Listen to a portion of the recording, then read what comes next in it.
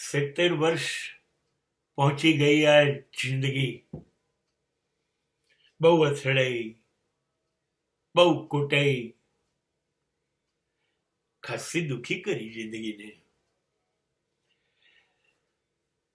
હવે એમ લાગે છે કે આ જિંદગી સુખી થઈ ગઈ અથવા સુખી થઈ રહી છે અને હજી વધુ થશે. એ સમજણ મને સવારની 3:30 વાગે નિયમિત ઉઠી અને જાતે બનાવેલી એક અદ્ભુત ચા પીવાથી આવી રહી છે. જ્યારે હું સુંદર સવારની વહેલું બ્રહ્મ મુહૂર્તની ચા પીવું છું ત્યારે મારા મગજમાં કશું ઝબકે છે. એ ઝબકે છે કે મને મજા કેમ આવી રહી છે.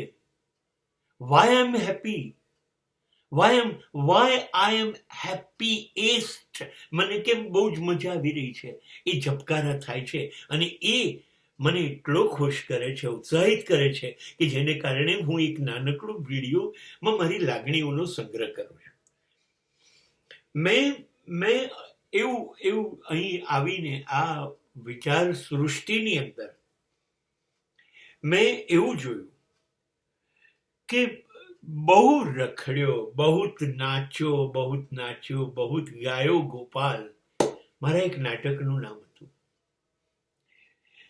બહુ અથડાઈ જિંદગી, બહુ પ્રયત્નો કર્યા સુખી થવામાં અને સુખી થવાના પ્રયત્નમાં ક્યારેય સુખ જડ્યું નહીં.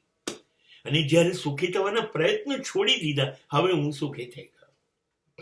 કારણ એક, મને એ સમજાઈ ગયું કે સુખ મારી અંદર છે અને મારા લોકો સાથે છે. I can understand. આ મને સમજાયું. સુખ તો મારી અંદર છે, સુખ મારા લોકો સાથે છે. હું મને સુખી કરી શકું છું. મને મારી પરવા છે, મને મારી ચિંતા છે. સુખ મારી અંદર છે.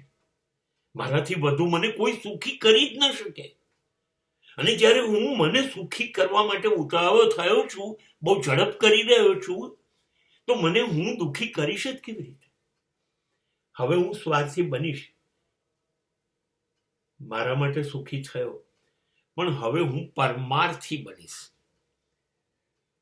અને પરમાર્થી એટલે હવે મને મજા આવે છે, એ મજા હું મારા માણસોને આપીશ, મારા માતા પિતાને સુખી કરીશ, મારી પત્નીને, મારા બાળકોને.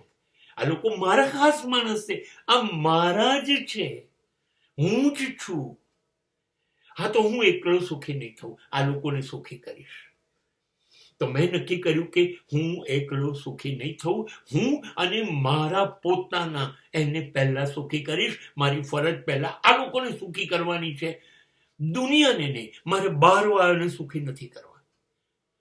બહારનો સમાજ, બહારની દુનિયા, મિત્રો, ધંધો, વ્યવસાય, આ બધા એ મારા છે નહીં. એ ગરજના સોદા છે, એ કામ છે એટલે બધા જોડે છીએ. કામ પતશે એટલે આ બધા મને ફેંકી દેશે. નહીં તો હું શું કામ મારી જાતને આ લોકો માટે વેડફું.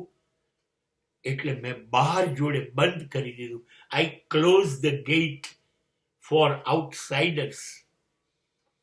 નાઉ આઈ લીવ હેપીલી. હું બહુ જ સુખી થઈ ગયો. કેમ કે હું અને અમે લોકો જાતે સુખ વહેંચીએ છીએ, કોઈની પર આધારિત રાખતા નથી. That is why I become happy.